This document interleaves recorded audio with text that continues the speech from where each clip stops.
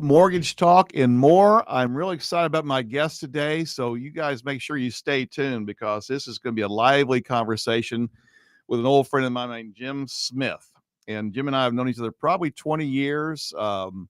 We've never really done any business together per se because we're in sort of different worlds. But that's the reason I do this show, because I was telling Jim earlier, I said, every time I have a guest on, my goal is to share valuable information with our audience, but also for myself to learn. And even before the show, I've learned several things we're going to talk about today.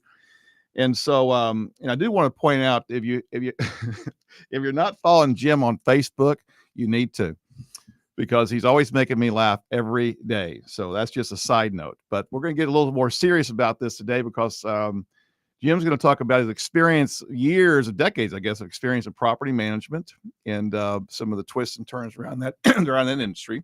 So I want to introduce Jim right now and tell us about your background, how long you've been in the Austin area, your business, etc. Thank you, Mark. I appreciate you inviting me onto your show today. Sure. The short story is I've been a real estate broker now in our area for almost 40 years. 40. Next year will be 40 years. And very involved. And there's no gray in that hair. There is no gray. Well, very little. I put a little gray in because apparently the right. ladies like that. There you go. It's something that I enjoy doing. One of the things that I learned, I had great mentors growing up. My dad and my grandfather they taught me a lot of things. In fact, one of my favorite sayings is that my dad only worked 2 days in his entire life, and he quit both those jobs. Wow. He made a lot of money just doing what he enjoyed doing, his passion. And so you're from Houston originally? No, I was born in Corpus. Okay. And I'm an 8th generation Central Texan. All right. So That's cool. I went to junior high school down in the Houston market. That's what I thought. But I got to Austin. I've got family in the Austin area, and been around Austin since I was a little kid. Okay. So I remember riding bicycles up and down South Lamar. Wow. And all over the place. So back before Austin is what a lot of people know it is to be today. Yeah. Amen. So, but no, it's something where it would take all day to explain exactly how I got into real estate, but it's something that I decided to exercise and take advantage of. It's one of my minors I got from the University of Texas. And was real estate a minor at that time? It was. Well, no, you can major in it, but I ended up getting a minor. I actually ended up with several minors from UT. Interesting. And that's a story in itself. Yeah. How I ended up doing all that. My training is in geology. Oh, interesting. Okay. Well, tell us about your business, the name of your business, and you talk about your 3 pillars of interest in real estate as far as your business goes. Can you share that real quick? Sure can. Started out in farm and ranch back in the early 80s, mid 80s. And unfortunately, if everybody remembers, of those who were around at the time, we had the Tax Act that went into place. Oh, yeah. 1986. And that killed farm and ranch in Texas. So but I love real estate. And I figured, all right, I'm going to figure out how to make it. And I got into residential. Well, nobody could sell their houses. We were in a declining market. And I kind of giggle when I hear some of the people talking about how the real estate market is changed. It's not like it has been for the last 10, 11 years. Right. And it is changing. That's the thing about any kind of market. It changes. Sure. But at that time, I was going in and sitting down and talking to people about planning. When you sell your house, houses were devaluating as much as 1 to 1.5% per month. Per month. I remember. I was in the mortgage business in '85. So a $100,000 house today would sell for $99,000 next month. Right. So trying to get them to understand we need to price it at 98 today, so that you're not caught on the wrong end of that declining market. Right. That led to a lot of foreclosures. And because I was more of a listing agent than a buyer's agent, one of the things I looked at said, there's a lot of vacant property. Somebody needs to take care of these things. And they were HUD foreclosures primarily. Well, there were HUD, there were VA, there were a lot of bank, that was back when we had the savings and loan days. Yeah, I remember. So I had a friend of mine who was in savings and loan. He'd lost his job. And so I thought about that. And he goes, my job was to loan money. And the problem is we're not loaning money. We're just collecting. We're having to foreclose on properties that we had loan money on that can't pay. So the short story to it is that I talked my way into, I developed a plan and talked my way into several of the savings and loans, where I ended up being the asset manager for their properties. At that time, they called them other properties owned. Okay. And so from that, it evolved. As a leasing agent or listing? No, just strictly as from the asset management, got it. Managing the property, managing the asset. taking care of things such as lawn care, Okay. utilities. Some wanted utilities on, some did not. Making it presentable to a buyer. Just guess. making it to where it survived, keeping vagrants out, Got it. keeping the property some type of semblance of uh, keeping it up as best they could. Sure. Under the circumstances. And some properties I had in my inventory for as much as 2 or 3 years because there were Wow. issues with Wow. who actually owned the property. Yeah, title issues. So title Yeah. issues very Yeah. much. Interesting. But right now, tell us more. Let's fast forward to today, in the last several years or decades, what you've been doing currently as far as managing properties and that sort of thing. Tell us about that model. In 1995, I had actually taken several months off just to kind of, I'd done very well doing what I was doing. I had the privilege and the ability to take some months off, and so I did. Took some time just to evaluate, see what I really wanted to go. And I realized that while I was burned out on the sales side of things, I really enjoyed real estate. And I've had a knack or a talent for dealing with the managing of the assets of the properties themselves. Yeah, yeah. So in 1985, I started the company I have now. It's called the Property Management Company. And I built it I sat down, do a lot of doodling, and I drew a 3-legged bar stool, something you see at your breakfast bar at your house. And I said, okay, the 3 legs are simple. It's providing professional management, leasing, and investor consulting services. Okay. Chose not to do sales. We work closely with several brokers in our area to handle the actual sales transactions, but we handle the management and the investment analysis and work with not only the investor on how to think like an investor, but also to help guide them in what makes sense that needs to be done to the property in order to make it a good investment for a tenant, for a resident. Right. Somebody you want to keep long term, most Correct. likely. Yeah. Correct. Now, what you would do for a house that you want to sell or a house you want to live in is not necessarily what you're going to do for a tenant. That's right. As far as upgrades and things like that. Upgrades, rehabilitation, remodeling. There's all different kind of catchwords that are used for it. They each have a unique definition, but they all essentially, people think of it in terms of what do we do? How do we fix the house up? Yeah. And then as far as your portfolio goes of properties, what kind of properties do you manage? I know single family homes and what else?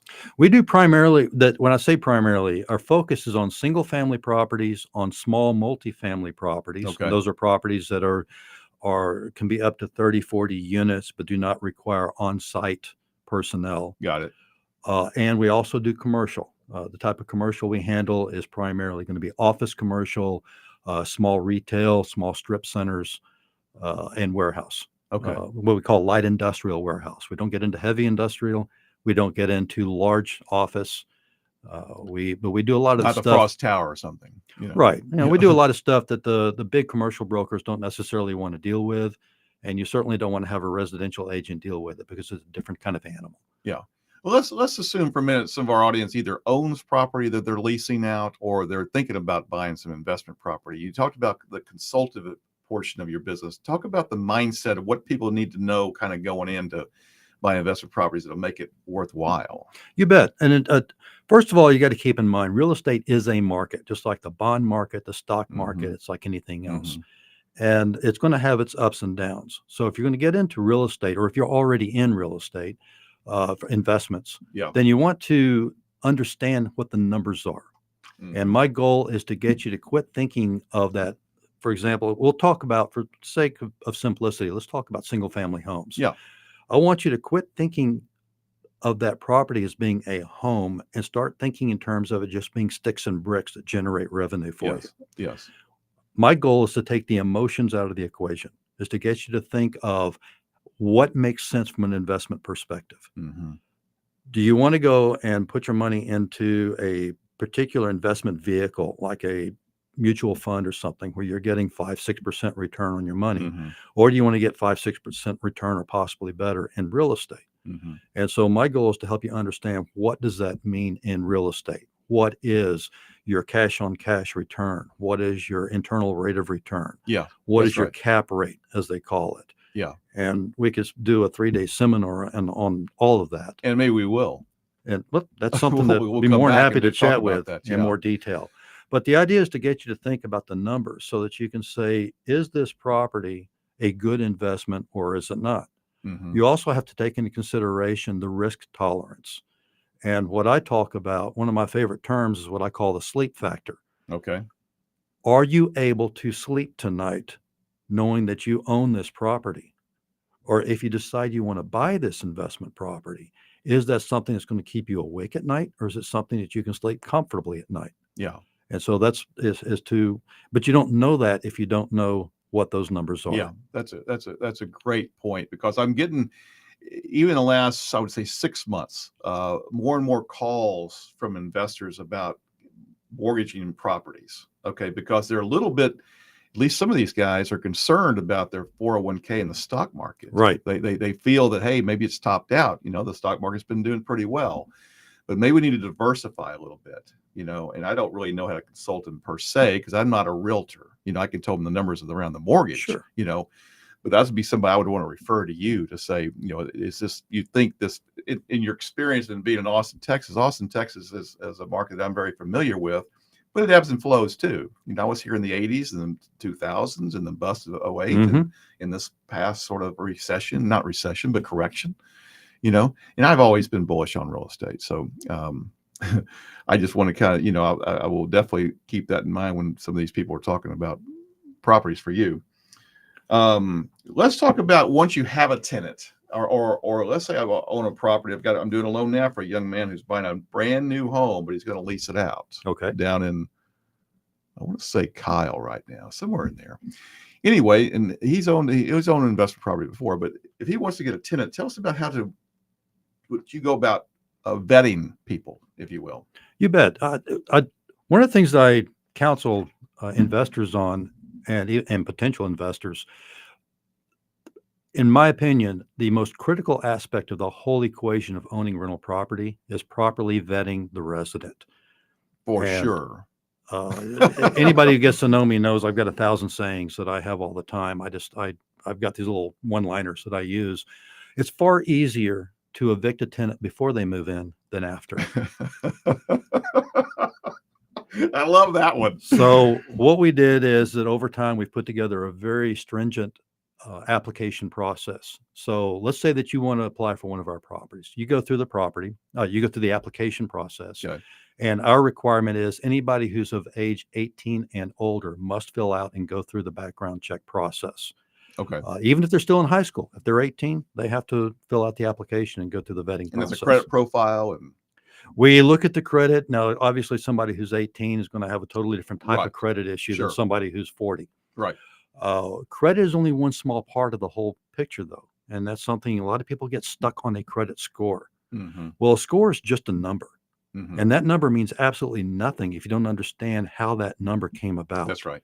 So we've had residents that had 800 credit scores that had multiple evictions in the past. Oh. We've had credit scores of 550 that Interesting. the reason they have a low credit score was primarily because of charge-offs on medical expenses or educational expenses that happened 15 years ago. That's or right. 10 years ago. That's right. That they were never able to recover from. Yeah, I see it all the time too on the mortgage Right. side. And you've seen that. Yeah. Yet they've established and they've got fantastic revolving credit. They've got great housing history. Yeah. So that 550 tenant oftentimes ends up being a much better tenant than a lot of my 750 and 800 tenants. Interesting. When you get down to it. And part of the reason is because guess what? They know it's a challenge to find a property. Yeah. So once they get one, they want to stay there. Go. Yeah. And I don't want to get off in the weeds too much, but I was just thinking about a friend of mine. This was several years ago. He bought a property in Central Austin over off Shoal Creek area, and he was going to move. He bought it to move into. It was going to be his homestead, but it had a tenant in there. He couldn't get him out. It took 6 months. Wow. And so I'm thinking, I guess you better be careful. I guess when you buy properties, maybe there could be some challenges there. I don't know how that works, but it eventually happened. But well, that's another one we could do a whole show on about what to look for if you're buying a property with an existing tenant. But what kind of disclosures you need to have? The rent rolls. What does the lease look like? What's the repair history? And again, we could really go into deep detail on that. What's important, though, is just get as much information you possibly can for a property that has an existing resident already living in the property. Yeah. Get everything you possibly can Yeah, on it. that's a good point. He missed it. He didn't do that apparently. Well, But that can happen. yeah. When you're, but what it really boils down to, it's simple in description, but it's important that you follow through the steps. Again, go back to you as the example. If you're going to apply for a property, yes, we run a detailed credit report. We're federally qualified to get the detailed report, not just a number or a tenant rating. Mhm. So we get to see everything, anything and everything. We tell people right up front, we're going to find out about it. Don't lie to us about it. Mhm. We can work with the truth. Yeah. When you lie to us, we can't We work can't with work that. with that. Right. Same thing So- on my end too. Yeah. Exactly. So Right, be yeah. truthful about it. Mhm. We're going to independently verify employment. We're going to verify housing, the housing history. Okay. We're going to look for criminal background. And there's a misnomer. A lot of people think that you can automatically deny somebody housing because they have some kind of a federal offense They've been against in them. prison for something. They've been in prison. Yeah. All right. If you've had 3 DUIs, maybe you got a DUI at 18, you got one at 21, and your third one at 25 Mhm. became because now it's considered a federal offense on Yeah. the third one. Well, you're 50 years old now. Right. And so, but And you've been got sober that for 20 federal years or offense. You something. can't just go in and tell somebody they can't rent because of Yeah. some kind of a felony that they have. So HUD has come down hard on that. It's what they call disparate impact. That And HUD is the Department of Housing and Urban Development. Yes, sir. Thank That's you. right. When it comes to fair housing, it's very, very important to make sure all your I's are dotted and T's are crossed, especially in the rental market. Yeah. Austin is one of the centers in the country where they provide testing, and they do testing training. What does that mean? That's where they will have an entity that will come into the area, and they're going to blind call people to find Oh. out how they handle potential tenants. Okay. Okay. So they may just call you up and pretend they're Right. they're a tenant of Right. So you process. get to have somebody like me call you as a landlord. Yeah. And say, hi, I'm interested in this property, and just see how I'm treated. And then this afternoon or tomorrow, they'll have a minority call and ask the same question. Yes. Yes. And see how Make you're sure treated. fair housing. Right. That makes sense. So it's super, super important to know that you have whatever your policies are, that they are within the realms of what's legal. But more importantly is you're consistent across the board. Mm-hmm. And so we actually have it down when somebody inquires about a property. We have a format emails that we respond to every inquiry that comes in, that every single one is basically exactly the same thing. Yeah, exactly. Exactly. Keep it all in the same surface. Same verbiage, same everything. That's Because we right, want to that's make right. sure that everybody understands we're going to, and we work with people until we realize that they don't pass our criteria. Yeah. Yeah. It's and before I forget, I want to talk a little bit more about your experience. I probably should have covered that up front. Mhm. But also before we do that, let's talk about how to get a hold of you if somebody is interested in hiring you for your management skills. Well, thank you. I appreciate Yeah, that. yeah. Again, our company name is called The Property Management Company. Our website is the abbreviation for property management. It's PROPMNGT.com. Got it. Again, PROP, Mike November Golf Tango.com. Okay. And our email is real simple. You can send it to the abbreviation for the property management company, which is just PMC at PROPMNGT.com. Okay. For those who wish to call, we do have live answer throughout the day. It's 512-255-7575. Awesome. Awesome. And more than happy to answer questions. We do that on a regular basis. As far as experience, I'm very involved with our state, for local, state, and national. Yeah, I wanted to cover that because you were telling me, and I knew that on some level because I've known you for a long time, but you're Yes. very involved in the state level, maybe national level too. So share that experience with us. You bet. I've been, as I mentioned earlier, I've been a realtor now for almost 40 years. I've been a broker for almost 40 years. Wow. And one of the first things I learned with anything, and again, I go back to my original mentors, said, find somebody who's willing to take you under their wing and learn from them. Mm-hmm. Pay if you have to. Mm-hmm. Be their guinea pig, or be their as a term I grew up Apprentice. with. Yeah, their apprentice. Yeah. And do the things that they ask you to do, but Yeah. just shut up and listen. Right. And observe.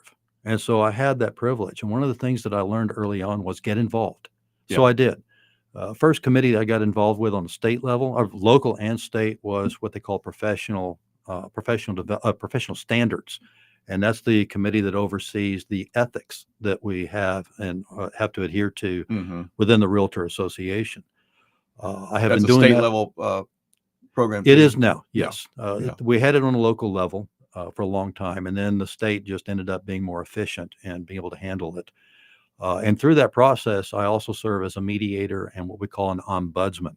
So when people have an issue, they will call the state and say they'd like to file a complaint against somebody. Mm-hmm. Let's say you have a complaint against me. Well, one of the things the state will offer is, would you like to talk to an ombudsman? Okay. That's where I step in, Okay. and I listen to both sides. I can't. What my goal is to help the two of y'all to come to a resolution. Yeah. I'm not the judge. I'm just there to see if we can get to Like a mediator.